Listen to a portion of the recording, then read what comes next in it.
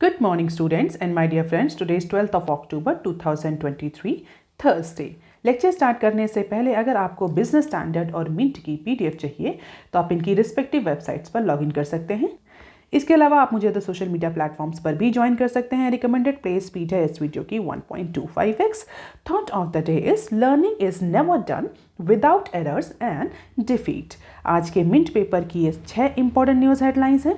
Business standard की 17 important news headlines हैं और आज के डिस्कशन में हम 13 न्यूज़ आर्टिकल्स कवर करेंगे। तो जल्दी से स्टार्ट करते हैं। आज का पहला आर्टिकल जो कि मिंट के पेज नंबर 1 पर दिया हुआ है, TCS stumbled एमिड economic concern. TCS ने अपने सितंबर क्वार्टर यानी Q2 के रिजल्ट पब्लिश किए हैं और उसके अकॉर्डिंग जो प्रॉफिट है और रिवेन्यू है टीसीएस का, जो Q2 में प्रॉफिट और रिवेन्यू रहा वो एक्सपेक्टेशन से कम रहा। And this somewhere indicating the impact of recessionary conditions on IT companies. अगर हम इंडिया की आईटी कंपनीज की बात करें तो मेजर जो डिपेंडेंसी है इंडियन आईटी कंपनीज की वो develop countries specially European countries और यूएसए पर है। जो भी जितनी भी प्रोडक्ट की डिमांड आती है, सर्विसेज की डिमांड आती है, वो हैविली यूएसए और ईयू कंट्रीज से आती है। और जैसा कि हम सभी जानते हैं कि इस समय डेवलप कंट्रीज जो हैं they are facing the recessionary condition, जिसकी वजह से जो डिमांड है, न्यू प्रोजेक्ट ऑर्डर है वो डिक्रीज हुए हैं और इसका इंपैक्ट हमें Q2 अर्निंग्स पर देखने को मिल रहा है।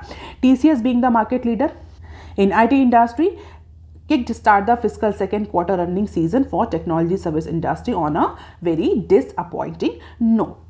और अगर रिवेन्यू की बात करें तो रिवेन्यू जो है सितंबर क्वार्टर में जो एक्सपेक्टेशंस थी उससे स्लिप किया है और 0.4% का सीक्वेंशियल ग्रोथ रेट हमें देखने को मिला। यानी Q1 के कंपैरिजन में Q2 में जो रिवेन्यू ग्रोथ हुई वो केवल और केवल 0.4% की हुई है और जो कहीं ना कहीं ये इंडिकेट कर रहा है इन कंट्री की जो लार्जेस्ट टेक्नोलॉजी सर्विस कंपनी है वो फिलहाल के लिए अच्छे फाइनेंशियल इंडिकेटर नहीं रिप्रेजेंट कर रही Q2 में, और जिसकी वजह से जो अदर आईटी सेक्टर की कंपनीज हैं उनका भी सिमिलर ट्रेंड हमें देखने को मिलेगा।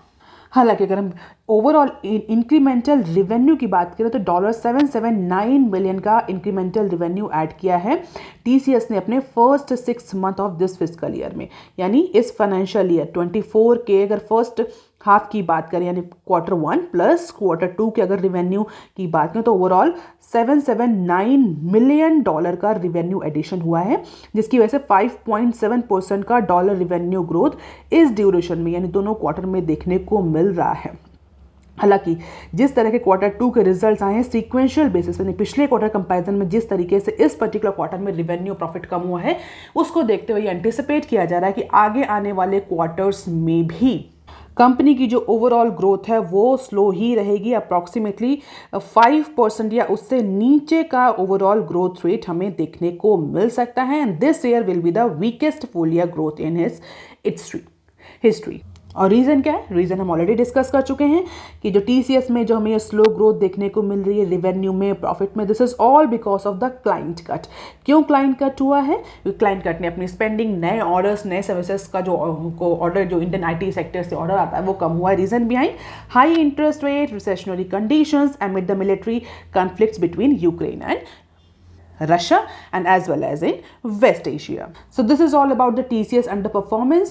और ऐसा कहा जा रहा है कि अगर TCS जैसी बड़ी कंपनी का ये रिजल्ट तो डेफिनेटली इसका इम्पैक्ट हमें ओवरऑल आईटी सेक्टर में स्लो डाउन के फॉर्मेट में देखने को मिल सकता है। So this is revenue, this is net income and this is headcount decline in TCS। अब देख लेते हैं article number 2 that is given on page number 1 of Mint paper. चाइना's PBOC keeps India stock portfolio।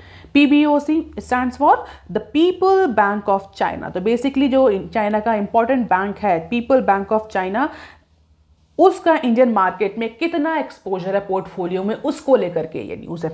News देख लेते हैं।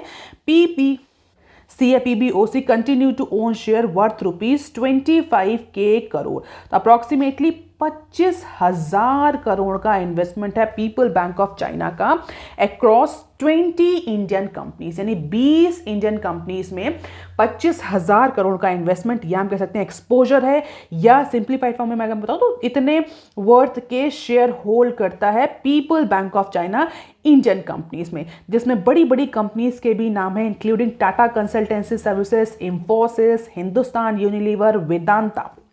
हालांकि पिछले कुछ सालों में अगर हम देखें तो चाइना और इंडिया के बीच में कोई रिलेशन बहुत अच्छे नहीं रहे। बायलैटरल रिलेशन टेंशन किसी न किसी इशू की वजह से, किसी न किसी जियोग्राफिकल और पॉलिटिकल रीजन की वजह से स्केलेट होती ही रही है। इसके बावजूद भी जो चाइना का बैंक है पीपल्स बैंक ऑफ चाइना, वो इंडिया में उसका एक सिग्निफिकेंट एक्सपोजर देखने को मिल रहा है। और इन सारी कंपनीज में सबसे ज़्यादा जो पीपल बैंक ऑफ चाइना का एक्सपोजर है या जो सबसे ज़्यादा होल्डिंग है वो इंफोसिस और आईसीआईसीआई बैंक में है।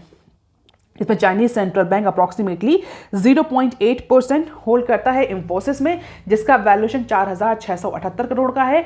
आईसीआईसीआई बैंक में 0.7% की होल्डिंग है, जिसका वैल्यूएशन 4,583 करोड़ का है एट करंट प्राइस। तो जो सेंट्रल बैंक है चाइना का, उसका सिग्निफिकेंट एक्सपोजर हमें इंडिया की बड़ी बड़ी कंपनीज में देखने को मिलता है। सिमिलर पैटर्न हमें टीसीएस में भी देखने को मिलता है।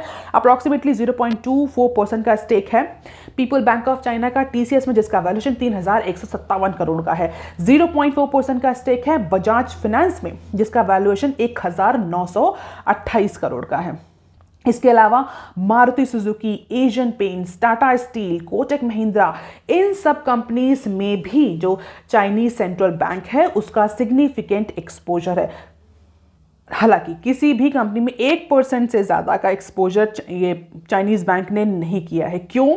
क्योंकि as per the current rule, अगर किसी भी कंपनी में कोई भी शेयर होल्डर्स 1% से ज़्यादा का शेयर होल्ड करता है, 1% से ज़्यादा की उसकी शेयर होल्डिंग है, तो उसको बहुत सारे डिस्क्लोजर के नॉर्म्स फॉलो करने पड़ते हैं, जो कि 2020 में गवर्नमेंट ने ये नॉर्म लाया था। इसी की वजह से अगर आप देखें तो जितने भी इन्वेस्टमेंट है वो 1% से कम है। हालांकि वैल्यूएशन इन इन्वेस्टमेंट का एक ह्यूज है, तो 25,000 करोड़ का इन्वेस्टमेंट जो है वो पीबीओसी का है इंडियन पोर्टफोलियोज में, in spite of the tension escalated between these two country. तो दिस इज चाइनीज एंगल। और अगर हम इसके प्रॉज एंड कॉन्स की बात करें कि अच्छा है या बुरा है, तो दोनों ही साइड के इसके अपने रीजंस हैं। दोनों ही साइड के आर्ग्यूमेंट हमारे पास हैं कि it is at good for India, क्योंकि हमें अच्छा खासा इन्वेस्टमेंट मिल रहा है। दूसरा, अगर डिसएडवांटेज, मेजर डिसएडवांटेज की बात करें तो डेफिनेटली चाइना की होल्डिंग हमारी बड़ी बड़ी कंपनीज में है, तो चाइना का जो पोर्टफोलियो में, इंडियन पोर्टफोलियो में जो एक्सपोजर है, उससे चाइना की पकड़ हमारे मार्केट में और ज़्यादा इंक्रीज हो जाते हैं। सो this is all about the Chinese investment. You can just have the glimpse of it. और आप अपने अगर यूपीएससी की तैयारी कर रहे हैं तो this could be the probable data that you can source into your descriptive answers. अब देख लेते हैं article number 3 that is given on page number 4 of Mint paper. Cabinet okays royalty rates for niobium, REEs and lithium. तो union cabinet ने Wednesday को second schedule of mines and minerals development and regulation act 1957 में amendment जो है वो approve कर दिया है। और इसी के साथ जो रॉयल्टी रेट्स हैं स्ट्रेटेजिक मिनरल्स के लिए, कौन कौन से स्ट्रेटेजिक मिनरल्स हैं, अगर आप रेगुलर हैं तो आपको पता होगा कि लिस्ट जारी करी थी, उस लिस्ट को हमने कवर भी किया था। कितने आइटम की लिस्ट थी, कितने मिनरल्स थे, आप मुझे कमेंट सेक्शन में लिखकर बताइए कि गवर्नमेंट ने रिसेंटली एक स्ट्रेटेजिक मिनरल की लिस्ट जारी करी थी और हमने उस न्यूज़ को बहुत एक्सटेंसिवली कवर किया था। तो जो स्ट्रेटेजिक मिनरल्स हैं उनके लिए कितना रॉयल्टी रेट्स होगा इस पर्टिकुलर सेकेंड शेड्यूल में डिफाइन किया गया है। तो लिथियम, नियोबियम और रेयर अर्थ एलिमेंट्स REEs जिसको हम बोलते हैं, इनके लिए रॉयल्टी रेट्स की जो गाइडलाइंस हैं वो कैबिनेट ने अप्रूव कर दी हैं। And approval of royalty rates clears the way for government to auction these mines, यानी लिथियम की माइंस, नियोबियम की माइंस, REEs की जो ब्लॉक्स हैं, अब उनकी ऑक्शन के लिए, उनकी टेंडरिंग के लिए जो रास्ता है वो खुल गया। अभी तक फिलहाल के लिए रॉयल्टी रेट्स डिसाइडेड नहीं थे, जिसकी वजह से जो रिसेंट हमें लिथियम की माइंस मिली हैं, कहाँ कहाँ मिली हैं आप मुझे कमेंट सेक्शन में लिख करके बता सकते हैं। जो लिथियम की माइंस मिली हैं उन माइंस में कि ऑक्शन की जो प्रोसेस थी वो स्टार्ट नहीं हो पा रही थी, क्योंकि रॉयल्टी रेट डिसाइडेड है। Finally mines and mineral development and regulation act 1957 में अमेंडमेंट ला करके गवर्नमेंट ने रॉयल्टी रेट्स डिसाइड कर दिए हैं। And these minerals have, we all know, these minerals have wide range of uses. हम रिसेंटली हमने lithium का जो रिजर्वॉयर पाया है अपने यहाँ, उसके बाद हम 6th लार्जेस्ट रिजर्वॉयर बन गए हैं वर्ल्ड में हालांकि कितना वो इकोनॉमिकली फीजिबल है उस पर्टिकुलर माइन से लिथियम को एक्सट्रैक्ट कर पाना, दैट इज समथिंग एल्स। लेकिन as of in terms of resource availability we are on 6th number as per many data. तो अगर हम बात करें कि हम क्यों बहुत ज़्यादा खुश थे उस लिथियम के रिजर्वॉयर को पाने के बाद, या ये इतना ज़्यादा गवर्नमेंट क्यों फोकस कर रही है इन स्ट्रेटेजिक मिनरल्स पर, गवर्नमेंट को क्यों स्ट्रेटेजिक मिनरल्स बोल रही है इन एलिमेंट्स को, क्योंकि आगे आने वाले टाइम में जिस तरीके से सस्टेनेबल एनर्जी, रिन्यूएबल एनर्जी पर फोकस हो रहा है, उनकी बैटरी मैन्युफैक्चरिंग के लिए लिथियम और ये जो अदर रेयर एलिमेंट्स हैं ये बहुत इंपॉर्टेंट हैं। तो बैटरीज के लिए, एरोस्पेस के लिए, इलेक्ट्रॉनिक सेगमेंट के लिए आगे आने वाले टाइम में all these elements are future. और जिस कंट्री की सेल्फ सफिशिएंसी होगी इन एलिमेंट्स पे, डेफिनेटली उनकी पावर, जो इकोनॉमिक पावर है, पॉलिटिकल पावर है, वो इंक्रीज होगी ग्लोबल लेवल पे। तो इकोनॉमिक डेवलपमेंट में और एनर्जी सिक्योरिटी, पॉलिटिकल पावर, इन सब के केस में these element, these critical mineral element, जिनको हम स्ट्रेटेजिक एलिमेंट्स के नाम से भी जानते हैं फॉर इंडिया, ये बहुत ही इंपॉर्टेंट रोल प्ले करने वाले हैं। और डेफिनेटली इंडिया का जो एनर्जी ट्रांजिशन प्लान है, जहाँ पर गवर्नमेंट या इंडिया ने डिसाइड किया कि zero emission means zero carbon emission 2070 तक हमें अचीव करना है। तो उस पर्टिकुलर टारगेट को अचीव करने के लिए भी इनिशियली ये जो मिनरल्स हैं ये बहुत इंपॉर्टेंट रोल प्ले करेंगे। एंड दिस डोमेस्टिक माइनिंग और this particular reserve oil will reduce the reliance of imports और stimulate the establishment of related industry in India. तो इंफ्रास्ट्रक्चर प्रोजेक्ट्स, जॉब क्रिएट करने में भी ये माइनिंग सेक्टर जो है वो बहुत ही आगे काम आने वाला है। तो because of all these reasons ये रिसेंट अमेंडमेंट जो है अप्रूव कर दिया गया और इसमें 6 मिनरल्स के रॉयल्टी रेट डिसाइड किए गए हैं। लिथियम, नियोबियम जैसे कुछ 6 एलिमेंट्स हैं जिनको डिलिस्ट कर दिया गया। अब इसके बाद रॉयल्टी रेट डिसाइड हो चुके हैं और अब इनको कंसेशनरी बेसिस पर इनकी जो माइंस हैं वो प्राइवेट सेक्टर को डेलीगेट करी जा सकेंगी, एज सिंपल एज दैट। अब क्वेश्चन उठा why government is not doing this particular extraction. Government के पास उतना इन्वेस्टमेंट नहीं है, उतनी टेक्नोलॉजी नहीं है, उतनी एफिशिएंटली वो काम नहीं कर सकते। That is why government actually want to tender और ऑक्शन दीज मिनरल्स माइन। तो और सिर्फ ऐसा नहीं कि सिर्फ स्ट्रेटेजिक या क्रिटिकल मिनरल के केस में ही गवर्नमेंट जो है प्राइवेट सेक्टर को इन्वाइट कर रहा है। व्हेन हम देखें तो कोल और जो अदर मिनरल्स हैं या अदर जो माइनिंग्स हैं उनमें भी अब गवर्नमेंट प्राइवेट सेक्टर पार्टिसिपेशन को इम्प्रूव कर रहा है। So this amendment will allow the central government to auction the mining lease and composite licence for 24 critical and strategic minerals, जिसमें लिथियम, नियोबियम और आरईईज हैं। हालांकि यूरेनियम और थोरियम फिलहाल के लिए एक्सक्लूडेड है।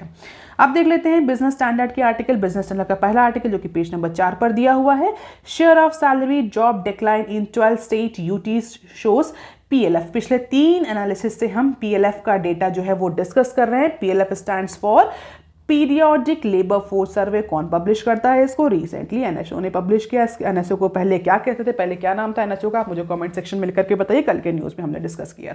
तो उसी से रिलेटेड और डेटा एनालिसिस है, बोलते हैं और डेटा इनसाइट्स हैं, जिसको हम डिस्कस कर लेते हैं। तो कल हमने डिस्कस किया कि पिछले 6 सालों का जो अनएम्प्लॉयमेंट रेट है उसके लोएस्ट पॉइंट पर अनएम्प्लॉयमेंट रेट पहुंच गया। अगर हम डिस्कस करें तो quality of employment has deteriorated in 12 of the 21 major states and UTs. यानी भले ही अनएम्प्लॉयमेंट रिड्यूस हुआ है पिछले 6 सालों में, लोएस्ट अनएम्प्लॉयमेंट रेट पर हम आ गए, चाहे रूरल और अर्बन की बात करें, लेकिन अगर हम क्वालिटी ऑफ एम्प्लॉयमेंट की बात करें तो वो रिड्यूस हुई है, वो डिटोरिएट हुई है। क्वालिटी ऑफ एम्प्लॉयमेंट में जनरली अंडर एम्प्लॉयमेंट की बात करें कि जिस लेवल का एम्प्लॉयमेंट मिलना चाहिए कि स्किल्ड पर्सन को, उसकी स्किल के बेसिस पर उस पर्टिकुलर लेवल का या क्वालिटी का एम्प्लॉयमेंट नहीं मिला है, तो उसको बोलते हैं सब क्वालिटी या अंडर एम्प्लॉयमेंट। तो क्वालिटी ऑफ जो एम्प्लॉयमेंट है वो डिटोरिएट हुआ है 21 जो मेजर स्टेट्स हैं, यूटीज हैं, उनमें से 12 में।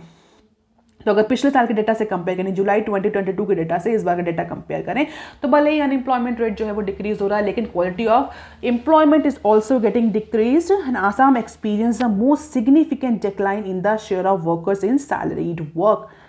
तो जो सैलरीड वर्क है उसमें वर्कर्स का शेयर डिक्लाइन हुआ है, अप्रॉक्सीमेटली 8.7% का डिक्लाइन देखने को मिला। पिछले साल ये 10.8% था, यानी जो एम्प्लॉयमेंट, जो सैलरीड एम्प्लॉयमेंट होता था वो रिड्यूस हुआ है, उसका क्वांटम रिड्यूस हुआ है पिछले साल के कंपैरिजन में। और यही सेम ट्रेंड हमें दिल्ली, उत्तराखंड और छत्तीसगढ़ में भी देखने को मिल रहा है। The usual status measure of employment which classify a person according to the type of work they would have engaged during 1 year reference period shows an increase in self employment and casual work in these states during this period। तो proper definition दी हुई है कि quality of employment की क्या बात है, usual status हम किसे बोलते हैं।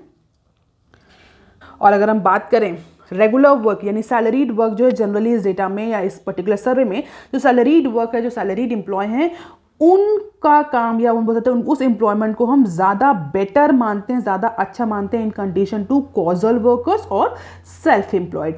और पिछले साल के कंपैरिजन में इस बार जो सैलरीड पर्सन है उनका नंबर, उनका परसेंटेज गिरा है, जो कॉजल और सेल्फ एम्प्लॉयड हैं उनका नंबर इंक्रीज हुआ है। और जनरली इस कॉजल और सेल्फ एम्प्लॉयड में जो अनपेड हाउस होल्ड हेल्प होते हैं, जो एग्रीकल्चर वर्कर्स होते हैं, जो स्मॉल इनफॉर्मल एंटरप्राइजेस होते हैं, वो भी आते हैं। तो इसीलिए बोला जा रहा है कि जो क्वालिटी ऑफ एम्प्लॉयमेंट है वो रिड्यूस हुआ है in comparison to last year. And this is a work by bottom performers, top performers. तो बॉटम में आसाम, दिल्ली, उत्तराखंड, छत्तीसगढ़, जहाँ क्वालिटी ऑफ एम्प्लॉयमेंट डिक्रीज हुआ है। ऐसे स्टेट जहाँ पर क्वालिटी ऑफ एम्प्लॉयमेंट इंप्रूव हुआ है, that is Punjab, Haryana, Kerala and Telangana. आप देख लेते हैं article number 5 that is given on page number 4 of Business Standard. India's debt to GDP ratio to peak in financial year 24 says IMF. तो International Monetary Fund IMF ने अपनी fiscal monitor report में India के बारे में कुछ estimates किए हैं, जहां पर आईएमएफ ने बोला है कि 2025 यानी फाइनेंशियल ईयर 24 तक इंडिया का जो डेट टू जीडीपी रेशियो है वो अपने पीक पॉइंट पर पहुंच जाएगा, 82.3% तक पहुंच जाएगा इंडिया का डेट टू जीडीपी रेशियो। यानी अगर इंडिया की जीडीपी 100 है तो उसमें से 82% जो है वो डेट है, लोन है। और 25 के बाद यानी 2025 में फाइनेंशियल ईयर 25 के बाद ये धीरे धीरे या ग्रेजुअली रिड्यूस होना शुरू होगा और 29 फाइनेंशियल ईयर 29 तक पहुंचते पहुंचते ये 80.5% तक पहुंच जाएगा according to the latest estimates by IMF। And this is a substantial revision of IMF from its April projections.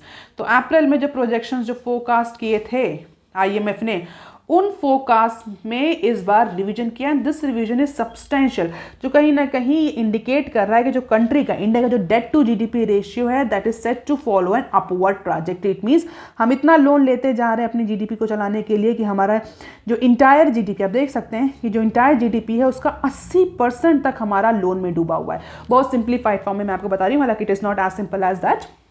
और इसी को कैलकुलेट करते आईएमएफ ने बोला पिछले आगे आने वाले लेवल 4 फाइनेंशियल ईयर तक जो इंडिया का जो फाइनेंशियल स्टेटस है वो कहीं ना कहीं डेबिटेट करेगा, और 25 तक या इवन 27 तक अगर हम देखें तो हमारा जो डेट टू जीडीपी रेशियो है वो 83.8% तक पहुंच जाएगा। यानी 2027 तक अप्रॉक्सीमेटली 83.8% हमारा लोन होगा हमारी ओवरऑल जीडीपी का।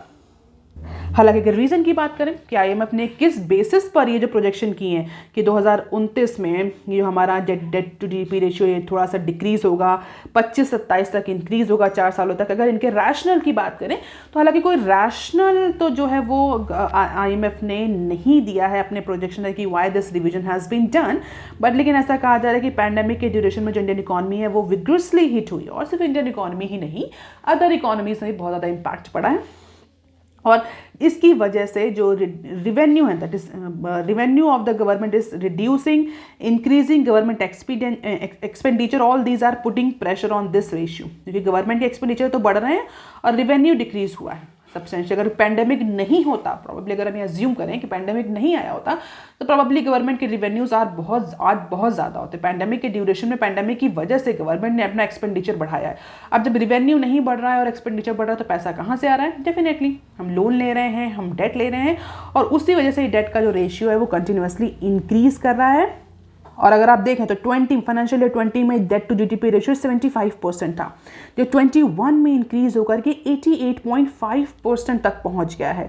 और ऐसा कहा जा रहा है कि अब ये ग्रेजुअली इंक्रीज होगा और इसको थोड़ा स्टेबलाइज होने में, रिवेन्यूज और एक्सपेंडिचर को थोड़ा स्टेबलाइज होने में टाइम लगेगा। And for that IMF now project it will again climb for the next 2 financial year, यानी 25-24 में ये और बढ़ेगा, 27 तक 83.8 तक पहुंच जाएगा। हालांकि 29 के बाद हमें थोड़ा सा डिक्रीज देखने को मिल सकता है। And this is all about the general government to GD general government debt to GDP ratio and general government fiscal deficit to GDP ratio in terms of percentage. You can just have the glimpse of it, कितना कितना कितना कितना हमारा GDP ratio रहा है, date to GDP ratio रहा है, कितना फिस्कल डेफिसिट रहा है हर फाइनेंशियल ईयर में। अब देख लेते हैं article number 6 that is given on page number 6 of Business Standard. RBI ban on BOB apps to source customer may hit retail business. कल की न्यूज़ में हमने डिस्कस किया था कि रिजर्व बैंक ऑफ इंडिया ने नए कस्टमर की बोर्डिंग बंद कर दी है। किस पर बोर्डिंग बंद कर दी है? बीओबी का जो ऐप था, मोबाइल एप्लीकेशन ऐप था, उस पर बैन लगा दिया है रिजर्व बैंक ऑफ इंडिया ने, following some supervision monetary conditions को लेकर के। और आरबीआई ने क्लियरली बोला है अगर आप चाहते हैं कि नए कस्टमर्स में ऑन बोर्ड हो तो आप आरबीआई की गाइडलाइंस के अकॉर्डिंग जब अपना एप्लीकेशन मॉडिफाई करेंगे तब हम अलाउ कर देंगे। वो तो बात कल की रही। आज की न्यूज़ में क्या है? आज के न्यूज़ में कहा जा रहा है कि जो बॉब वर्ड में जो ये रिस्ट्रिक्शन लगाया है रिजर्व बैंक ऑफ इंडिया ने, इसकी वजह से जो बैंक बीओबी है, जो बैंक है, इसका इंक्रीमेंटल रिटेल बिजनेस जो है वो बहुत ज़्यादा इम्पैक्ट करेगा, जो कि स्पेशली डिजिटल प्लेटफॉर्म्स के थ्रू आता है। तो retail business is going to get impacted, specially जो फेस्टिवल अपकमिंग फेस्टिवल सीजन है जिसमें जनरली फाइनेंशियल इंस्टीट्यूशंस, ऑटोमोबाइल और बड़ी बड़ी कंपनीज जो है अपनी डिमांड इंक्रीज करने के प्रोजेक्शन करती हैं। इस ड्यूरेशन में अगर बीओबी पर के उस पर्टिकुलर प्लेटफॉर्म पर ये बैन रहा तो डेफिनेटली बीओबी का जो रिटेल बिजनेस है वो इम्पैक्ट करेगा, और जिसकी वजह से जो स्टॉक प्राइस हैं उन्होंने भी निगेटिवली रिएक्ट किया है इस डेवलपमेंट में। जो स्टॉक प्राइजेस हैं वो 3.27% लोअर क्लोज हुए ऑन वेडनेसडे। तो बीएससी में बीओबी लिस्टेड है और उसमें जो उसके पर शेयर प्राइस रहे वो 207.2 पर शेयर है, जो कि पिछले दिन से 3.27% कम थे। और जो अदर सिक्योरिटी एजेंसीज हैं, जो other research based consultancy firms हैं, वो भी एंटिसिपेट कर रही हैं कि this will actually hamper the asset and liability growth in near terms for bank. तो लेट अस सी बीओबी अपने इस एप्लीकेशन को अलाउ करने के लिए क्या करता है। This is all about BOB world. इतने ट्रांजेक्शन्स डेली होते हैं, 8.1 मिलियन डेली ट्रांजेक्शन्स होते हैं फाइनेंशियल और नॉन फाइनेंशियल, और ये है गोइंग डाउनहिल। ये है share price in terms of रूपी। हम देख सकते हैं सिग्निफिकेंटली डिक्लाइन हुए हैं because of the RBI restriction recently. अब देख लेते हैं short news. TCS indicate soft financial year 24 growth after Q2 estimates miss. ये न्यूज हम ऑलरेडी मिनट में कवर कर चुके हैं। इसके ही साथ टीसीएस की एक और न्यूज है जो कि फ्रंट पेज पर ही दी हुई, that is why we are covering this news. TCS rethink 25/25 models as WFH तो टाटा कंसल्टेशन सर्विसेज जो है अपना पॉपुलर 25/25 वर्क मॉडल जो है, जो वर्क स्ट्रैटेजी है, उसको रिकंसीडर कर रही है दोबारा से as it call employees to back office for 5 days in a week. लेकिन अब जो जिस तरीके से रिजल्ट्स आ रहे हैं तो अपने कॉस्ट को कंट्रोल करने के लिए टीसीएस से प्रॉब्ली हो सकता है फिर से अपने एम्प्लॉयज़ को वर्क फ्रॉम होम अलाउ कर दे। तो employee needs to be in office for 5 days in a week as of now. हालांकि इसकी वजह से बहुत ज़्यादा हेड काउंट में भी फॉल देखने को मिला है।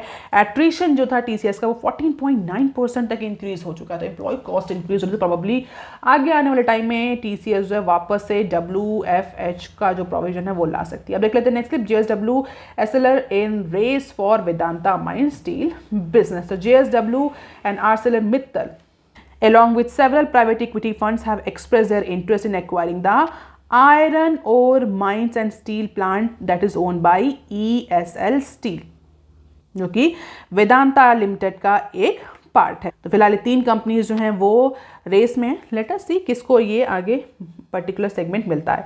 अब देख लेते हैं next tip. Roll out of new PLI unlikely as government eyes course correction. तो रिसेंटली गवर्नमेंट ने जो PLI स्कीम्स थी उनका रिवीजन किया था और ऐसा कहा जा रहा है कि government has decided to hold the introduction of any new PLI scheme for additional sector. क्यों? क्योंकि जो ऑलरेडी एग्जिस्टिंग स्कीम्स हैं उनमें एफिशिएंसी और कई सारे इश्यूज आ रहे हैं, तो उन पर फिलहाल गवर्नमेंट जो है वो करेक्टिव मेजर्स लेगी। और जो गवर्नमेंट ने मिक्स्ड फीडबैक रिसीव किया है टॉप गवर्नमेंट ऑफिशियल से, इंडस्ट्री से, इकोनॉमिक एडवाइजरी काउंसिल से, फिलहाल के लिए उनको कंसिडर किया जा रहा है। करेक्टिव कोर्सेज लिए जा रहे हैं। तो ऐसे जो सेक्टर जहाँ पर फिलहाल के लिए जो रिजल्ट्स हैं वो अच्छे नहीं रहे हैं उन सेक्टर में गवर्नमेंट करेक्टिव मेजर्स लेगी, और जिनमें प्रपोजल्स जैसे कि toy, bicycle, chemical, petrochemical, leather, इनमें फिलहाल के लिए कोई नई PLI स्कीम अप्रूव अभी के लिए नहीं करी गई है। अब देख लेते हैं नेक्स्ट। फिनटेक में हैव मल्टीपल सेल्फ रेगुलेटर।